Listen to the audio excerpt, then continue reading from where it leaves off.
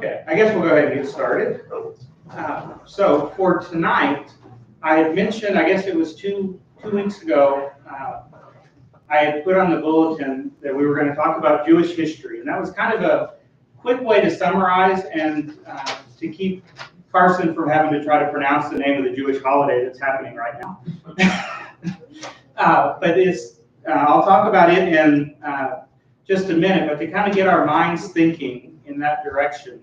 The holiday that they're celebrating right now is a celebration and a time of fasting because of some of the tragic events that have happened in the history of Israel over the years, especially during the time of the Old Testament.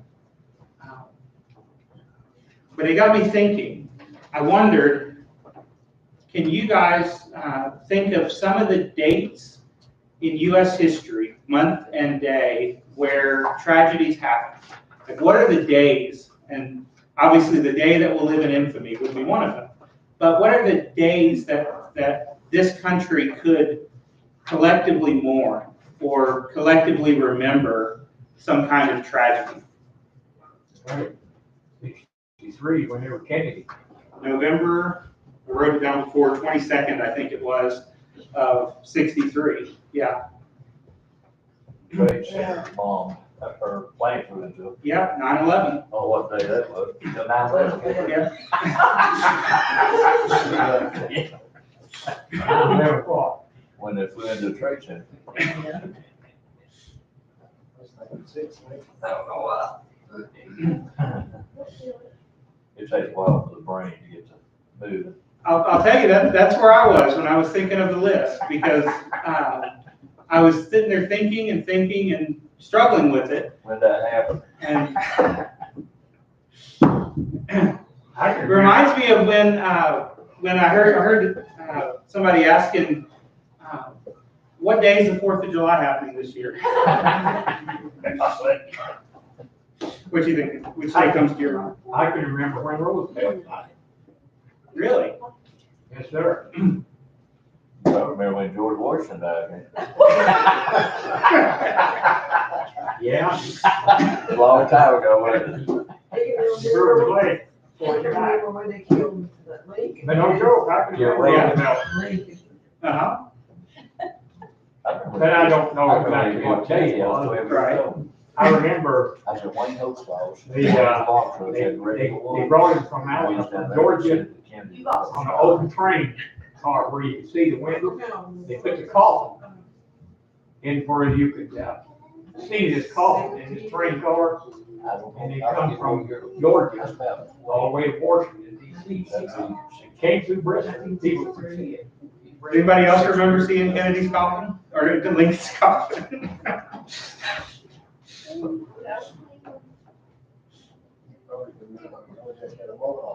Who?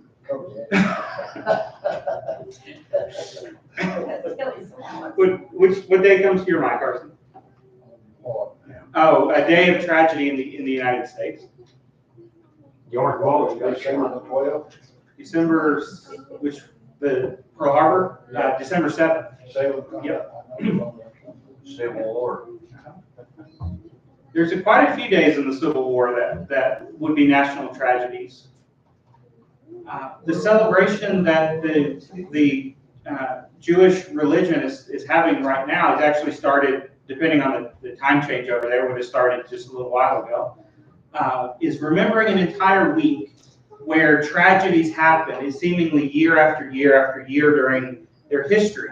And so it got me wondering, the one calendar week in the U.S. that had the most tragedies over the years. So I started thinking, could it have been the second week of September? Could it have been the first week of December?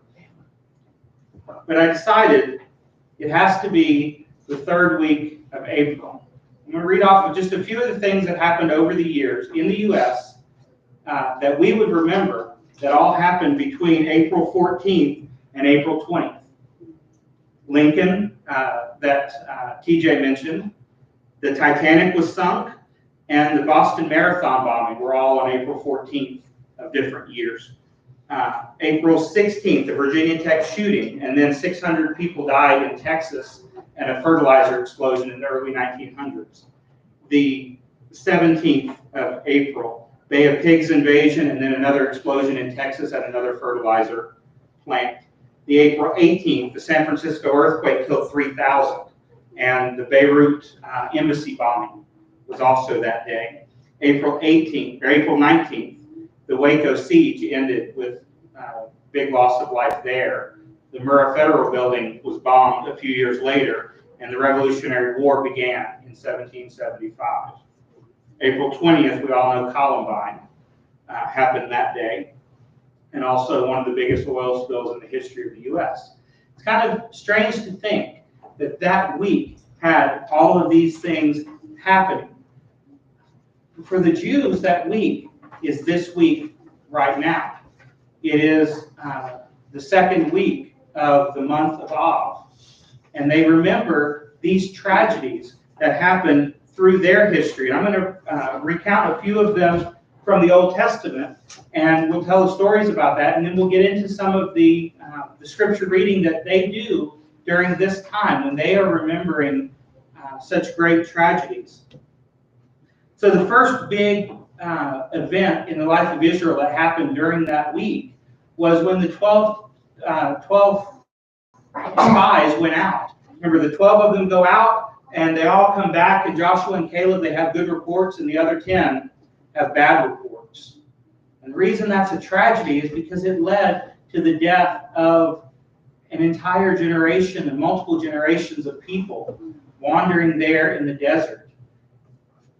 And that was what kicked it off, that one moment where they weren't believed, the people didn't have faith, and they ended up suffering death after death after death as a result. A couple thousand years later, the temple is destroyed. Solomon's temple is destroyed on that day, although the fires from the temple burned for a couple more days after that. And we've talked about the exile quite a bit during Sunday school.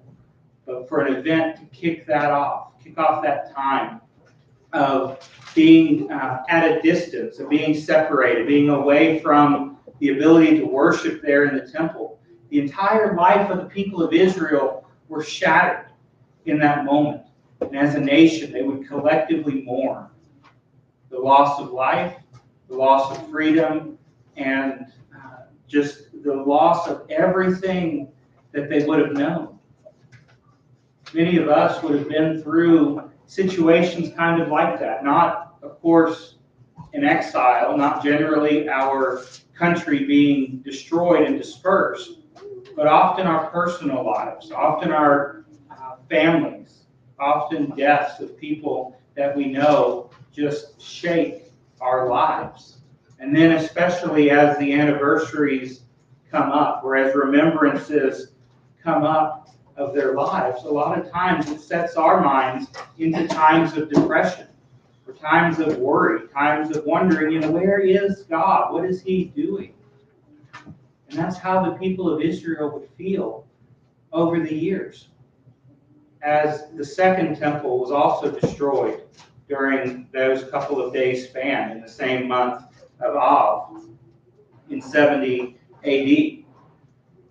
Yet another tragedy. About 100 years later, 500,000 civilians and among the people of Israel were killed by Hadrian, the Roman emperor at the time.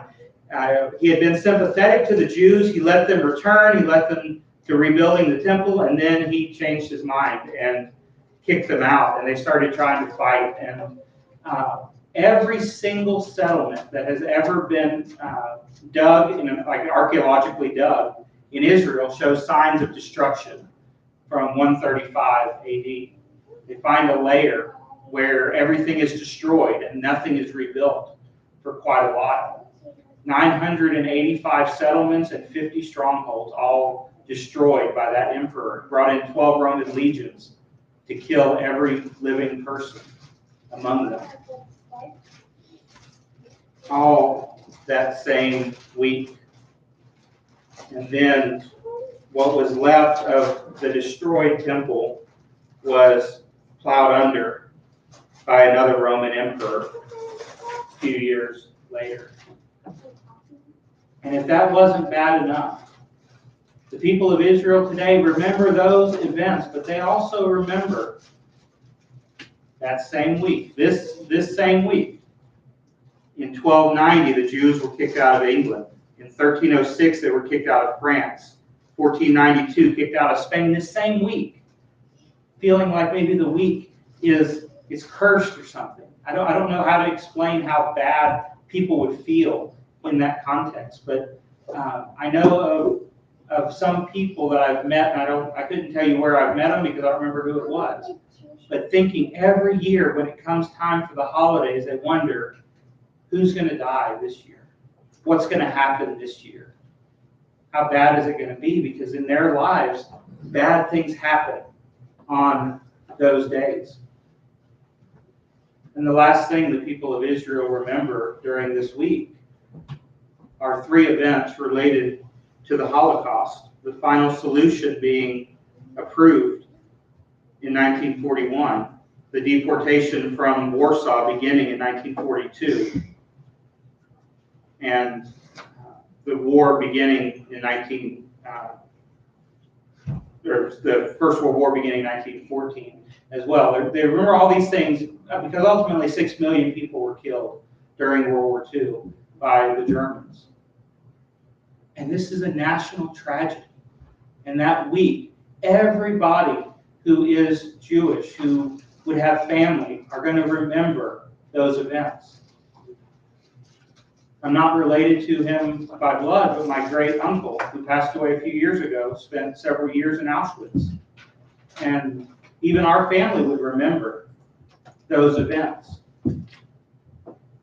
But for this people, for God's people, this week is a time of mourning because of all of these events.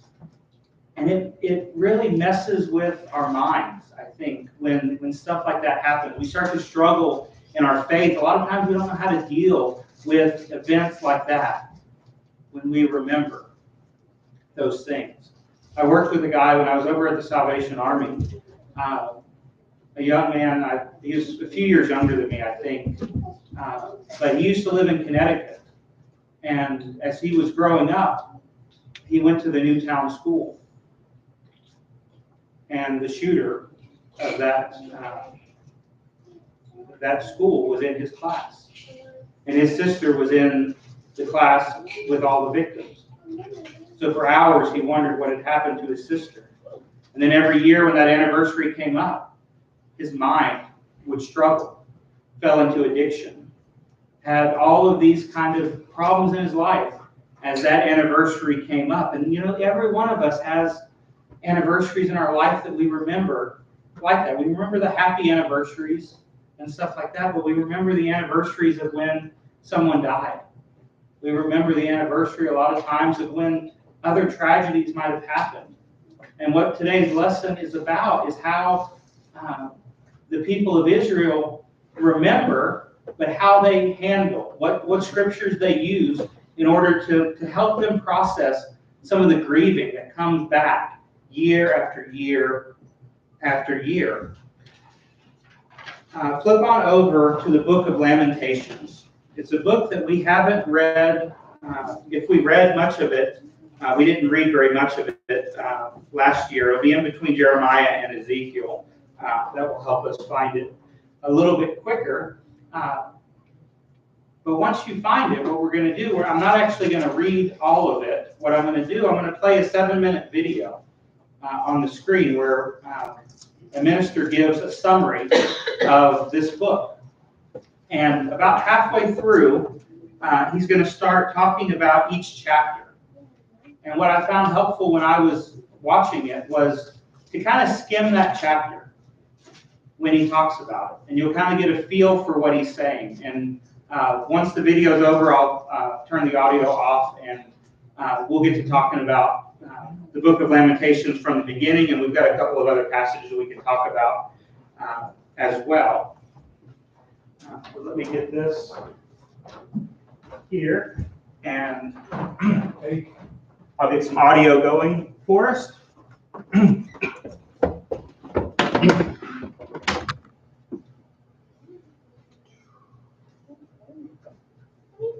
Contains 5 poems from an anonymous author who survived and is now reflecting back on the Babylonian siege of Jerusalem and the destruction and exile that followed. Remember the whole story from the book of 2 Kings. The fall of Jerusalem and the exile was the most horrendous catastrophe in Israel's history up to this point. So remember, God had promised Abraham the land. He'd given David victory to make Jerusalem Israel's capital. And from David came the royal line of kings. You had God's presence there in the temple, and that's where the priests maintained the rituals of Israel's worship. And after 500 years of all of this history, in the summer of 587 BC, the city fell to Babylon. It was all decimated.